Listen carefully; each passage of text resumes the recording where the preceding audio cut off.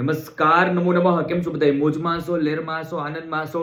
મિત્રો, પરીક્ષા આવી ગઈ છે તમારી ને પરીક્ષાની તૈયારી કરતા હોય ત્યારે મારે તમને કહેવાનું મન થાય કે વ્યાકરણમાં તમારે જો 16 માર્ક જોતા હોય તો આજે ના જે ચેનલના પ્લે લિસ્ટમાં જાઓ. પ્લે લિસ્ટમાં તમને એવા વિડીયો મળશે કે 16 માર્ક ચપટી વગાડતા આવી જશે. અને ખાસ ટ્રેક આપતો જાઉં, જે આખા ગામમાં નથી ખબર એ તમને કહી દઉં.